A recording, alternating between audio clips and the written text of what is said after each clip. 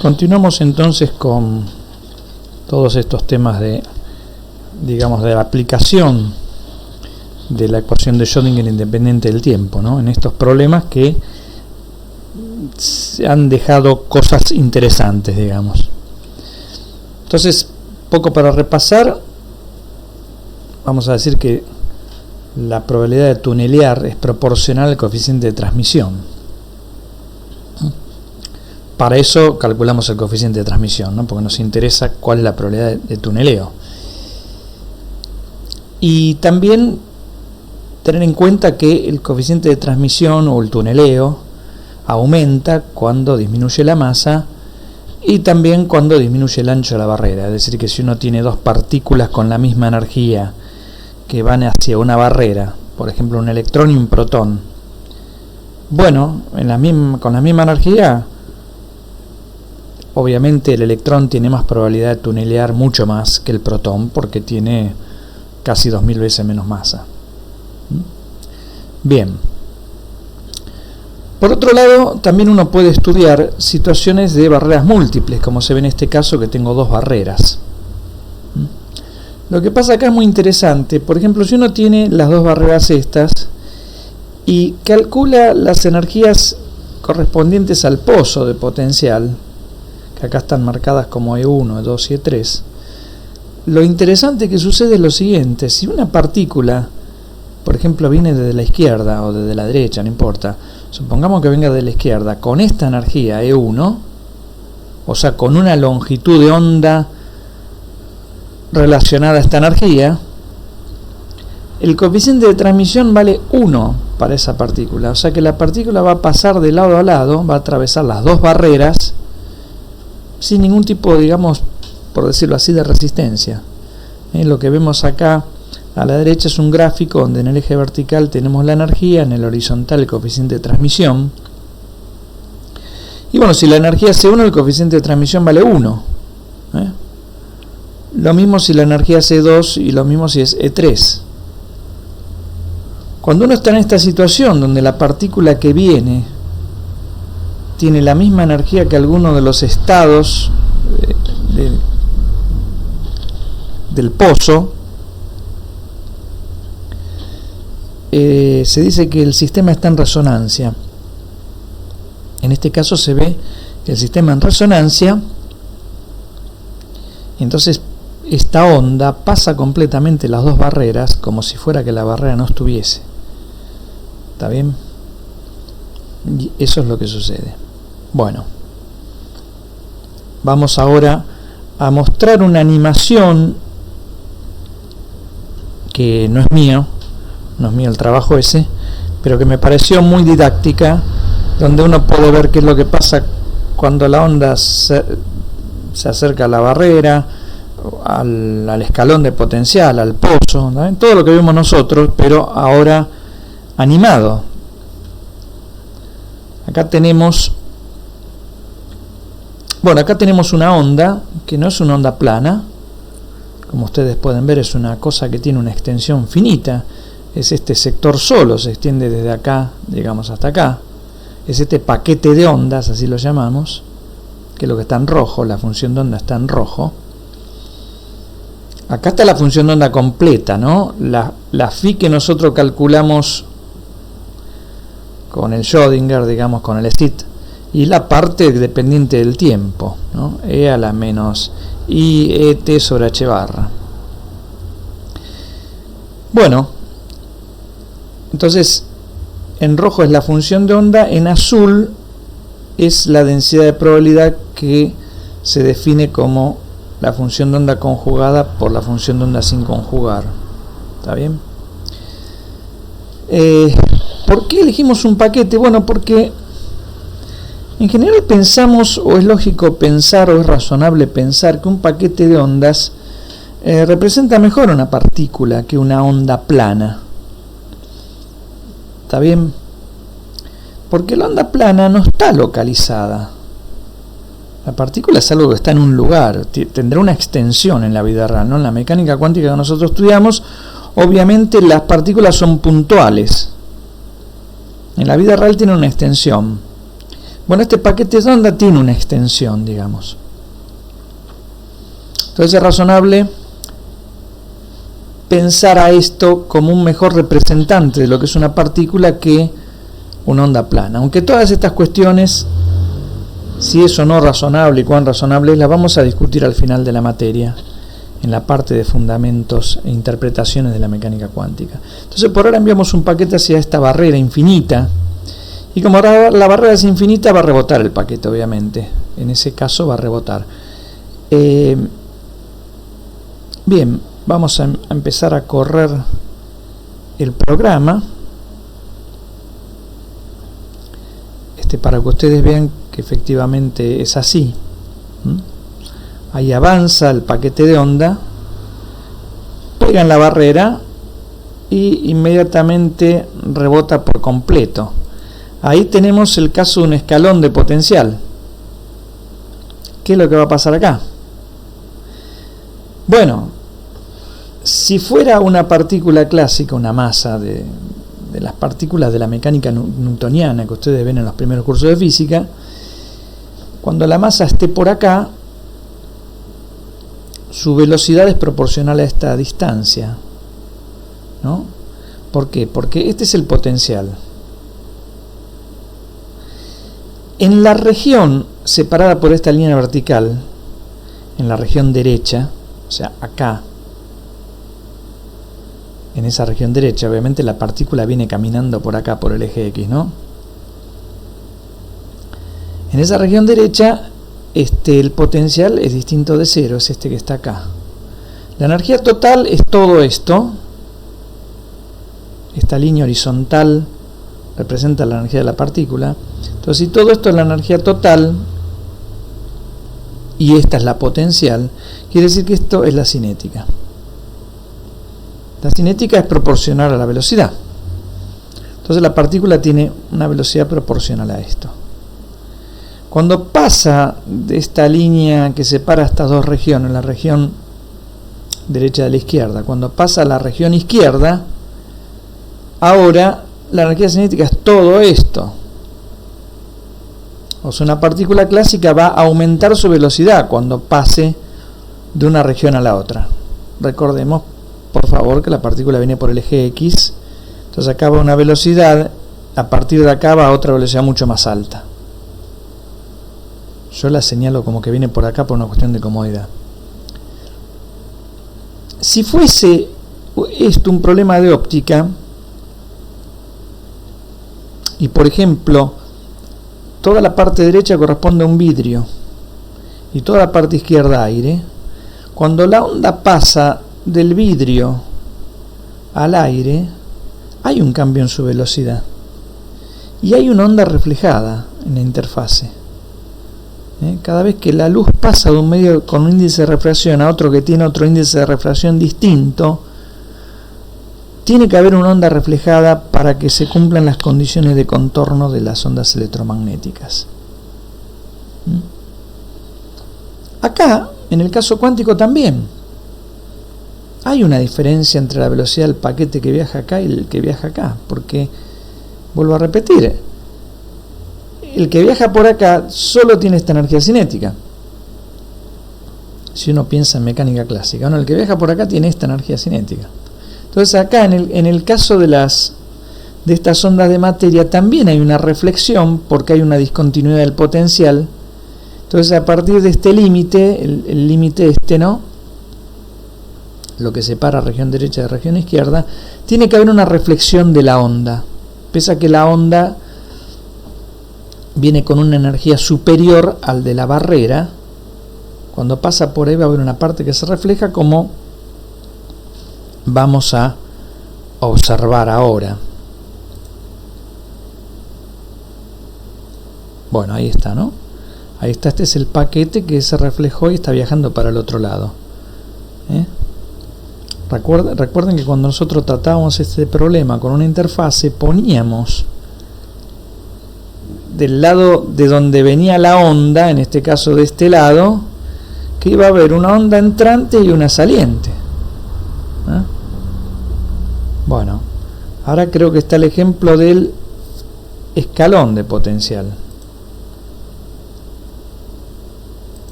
Bueno, vamos un poquito para atrás. Nos fuimos. Vamos otra vez acá.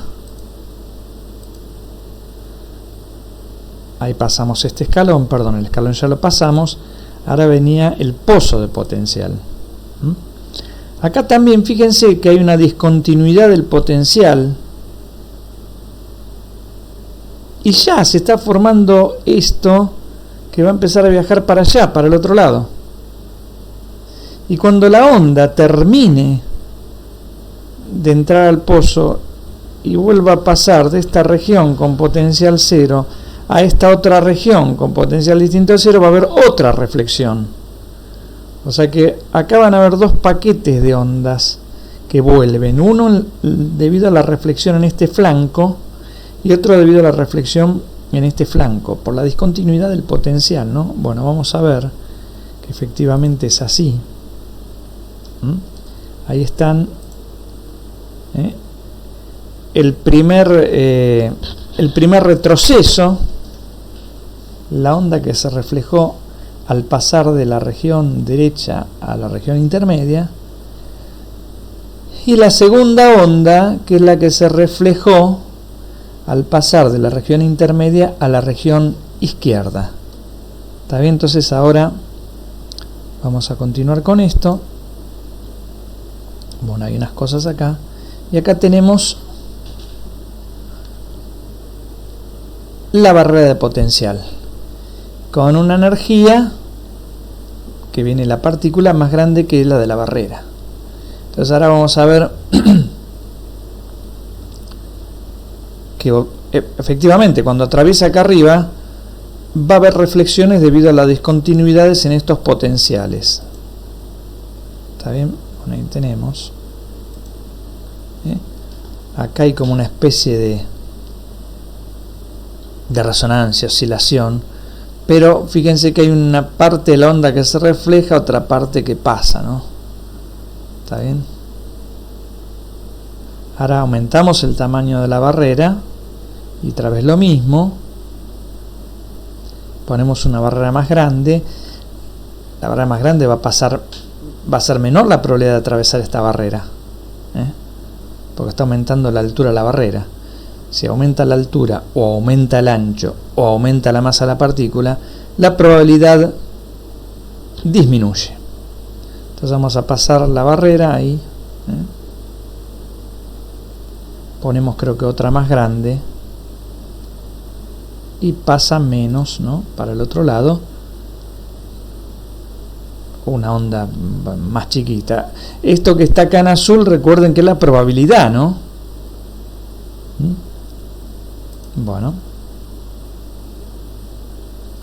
Bueno, y acá hay otra barrera que tiene esta forma.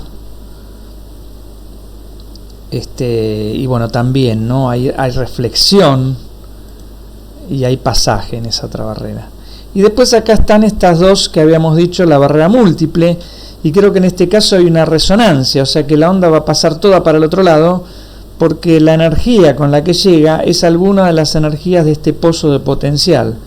Bueno, vamos a ver cómo es el tema de la resonancia. Fíjense cómo queda ahí oscilando. Bueno, ahí es todo.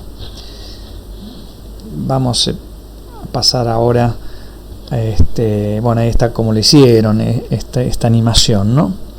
Bueno, tenemos esos casos interesantes que habíamos comentado en los Power anteriores. Quiero volver a repetir que, pese a que acá dice mi apellido, este trabajo no es mío, ¿no?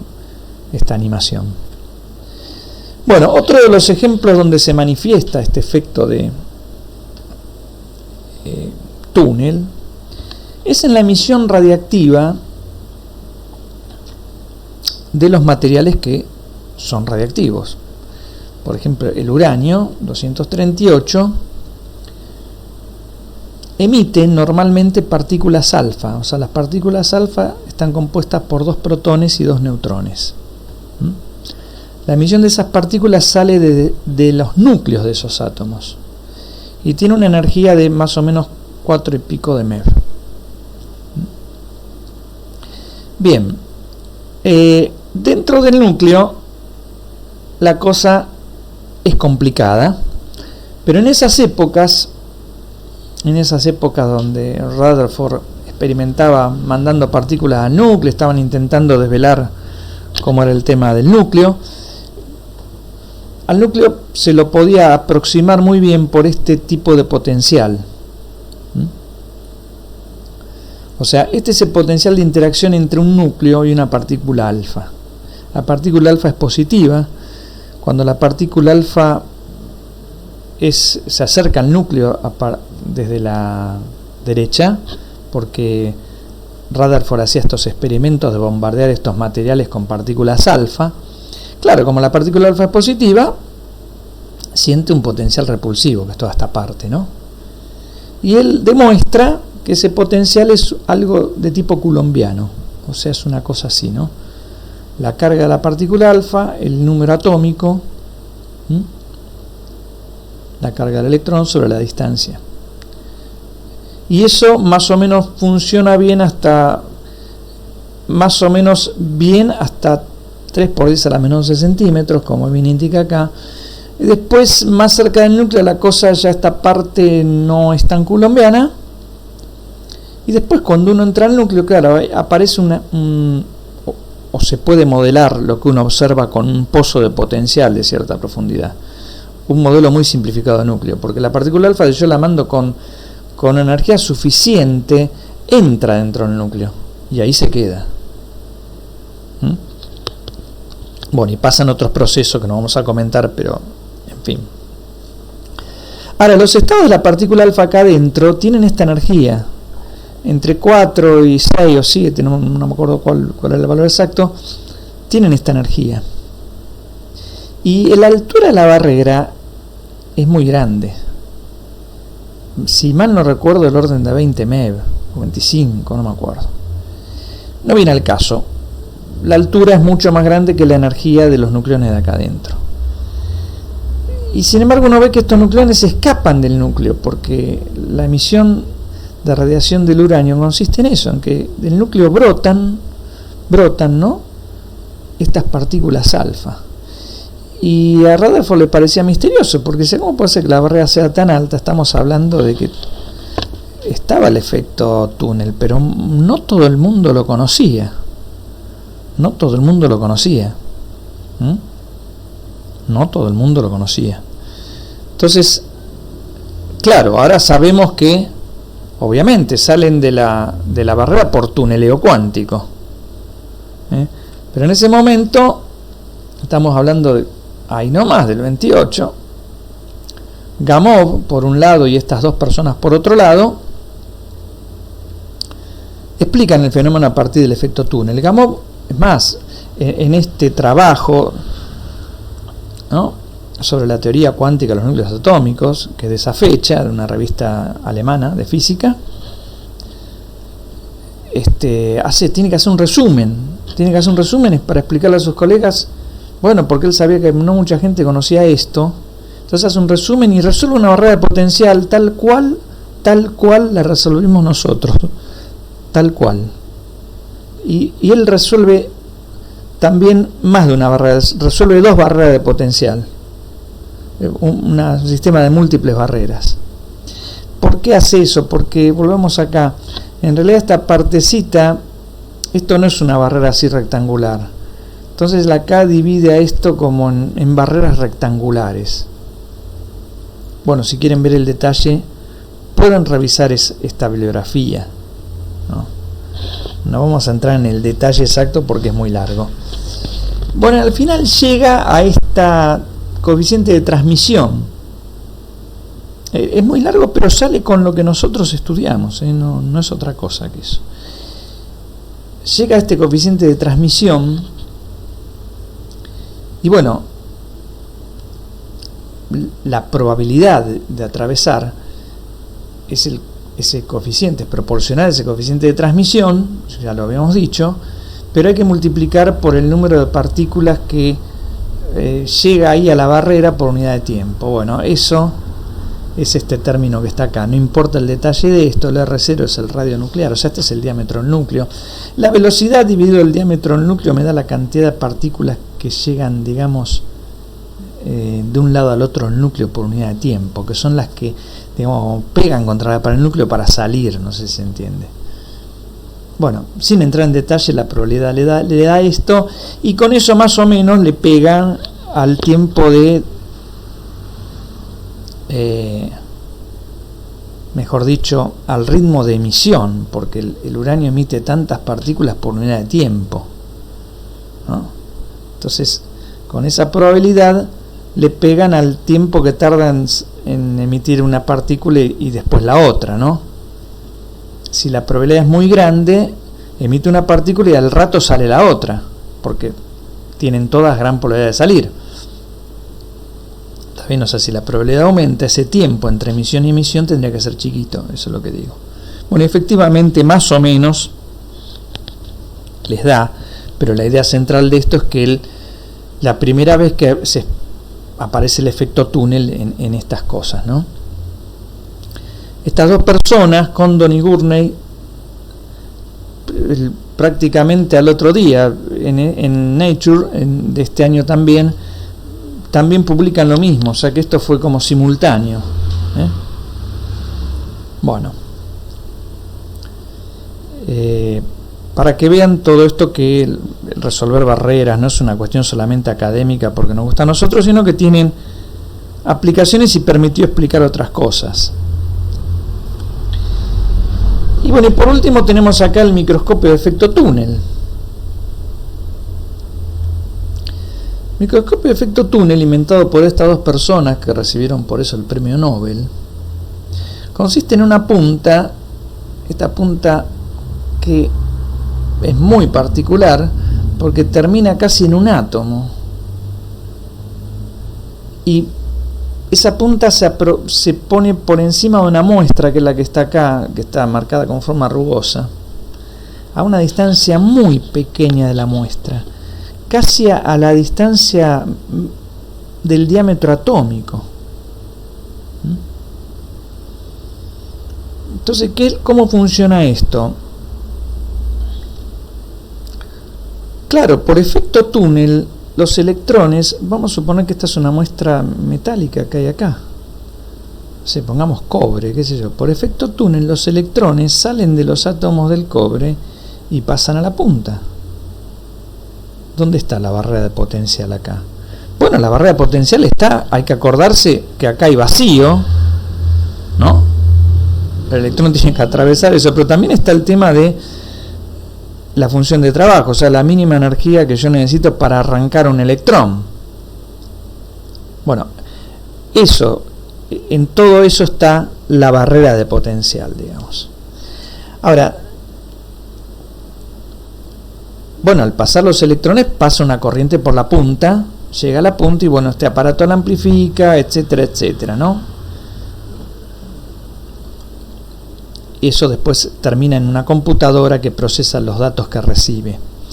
Pero si la corriente resultante es la resultante justamente del efecto túnel, ¿no? Esa corriente va a depender de la tensión aplicada a la punta, entre la punta y esto, ¿no? Hay una diferencia de potencia que se aplica, pero también va a depender de la distancia de la punta al material y de la densidad local de estados de la muestra. Para nosotros podemos pensar como que están hablando de la densidad electrónica que hay acá. Yo acerco la punta a un lugar donde hay un átomo con electrones en cierta zona, entonces hay una densidad electrónica.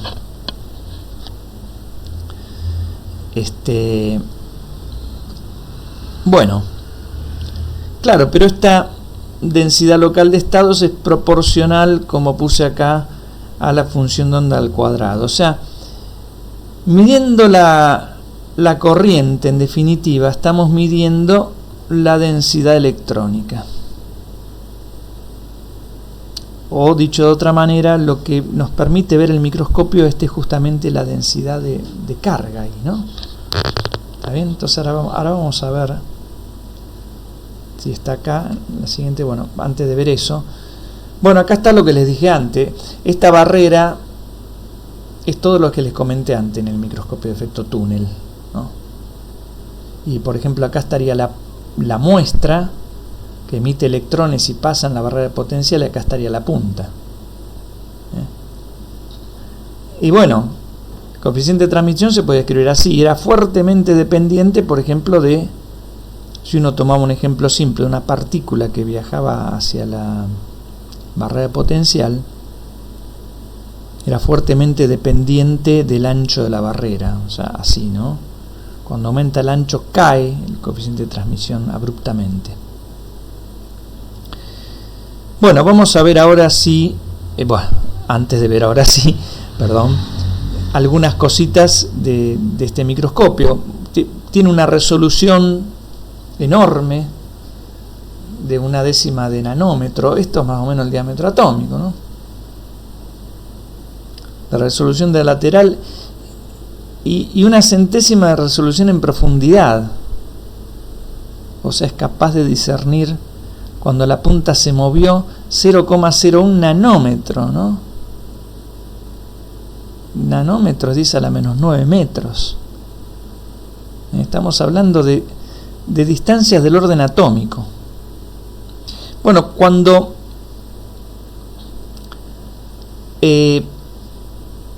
la distancia se incrementa, por ejemplo, en apenas un Armstrong, que es la 10ª parte de un nanómetro, la corriente, fíjense que cae en un orden, cae 10 veces. Fíjense qué sensible que es a la distancia de separación entre la muestra y la punta, ¿no? Bueno, esto es justamente lo que le otorga sensibilidad y resolución, ¿no? Bueno, una de las ventajas es que, así como puede ser usado en ultra alto vacío, también puede ser usado en aire o inclusive en ambientes líquidos o gaseosos, este microscopio. El microscopio electrónico, por ejemplo, donde la luz se reemplaza por unas de electrones, ese trabaja solamente en ultra alto vacío. Pero además esto, además de permitir ver los átomos de alguna manera, verlos, a ver cómo, ya lo dije, pero lo vuelvo a repetir, no estamos viendo los átomos, estamos viendo la densidad electrónica, la densidad de estados. Y después una computadora nos va a dibujar dónde es más grande esa densidad y dónde es menor, y entonces ahí estarán los átomos, ¿no? ¿Está bien? Bueno, si además de verlos, esto nos permite manipularlos, o sea, nosotros podemos agarrar la punta, pegar un átomo en la punta y correrlo y depositarlo en otro lugar. Bueno, y tiene una complejidad, que la superficie tiene que estar extremadamente limpia y fundamentalmente ser extremadamente lisa, ¿no? Porque imagínense que la punta está volando a una distancia de un átomo de la superficie. El polvillo más suave que existe son millones de átomos, ¿no?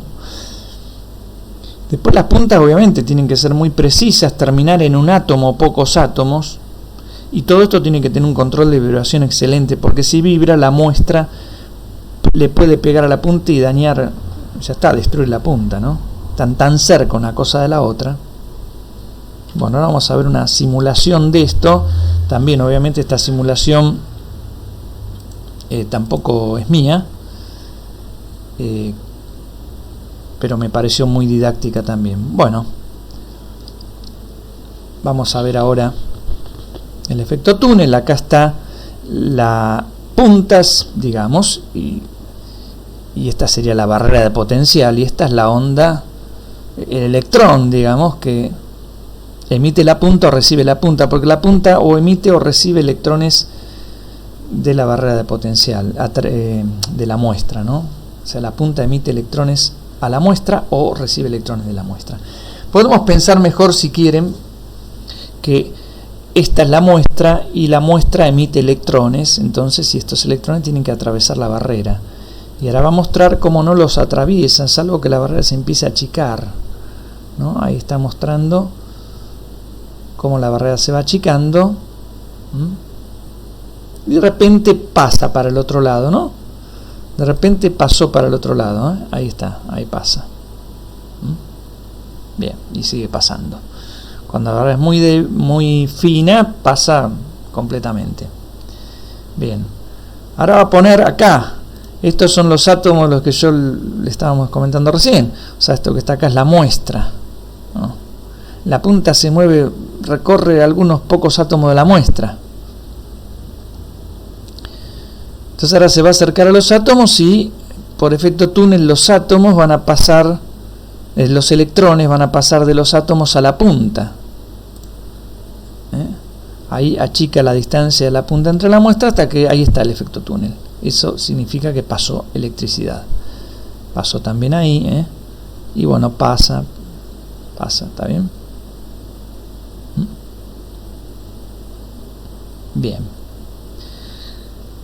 ¿Qué hace la computadora? Y bueno, cuando pasa corriente ahí dibuja un punto, que es lo que ustedes ven ahí. ¿Está bien? Ahí vio, no pasó nada, ahí volvió a pasar otro punto, otro punto, otro punto, así sucesivamente. Y bueno, todos estos puntos, ¿no? Todos estos puntos son la imagen que nosotros vemos. Pero nosotros no estamos viendo con luz los átomos, ¿está bien? Estamos viendo, digamos, en qué lugar. Acá está indicado, por ejemplo, rojo muy intenso, es en el centro donde el tuneleo fue intenso, por ejemplo. Y cuando yo me alejé de este átomo, entre este y este, donde no hay mucha densidad de electrones, y bueno, ahí no hay nada. ¿Está bien? Entonces yo estoy viendo una imagen representativa de este conjunto de átomos. Bueno, creo que ahí termina el material, después vienen las propagandas, etcétera, ¿no? Bueno, y por último,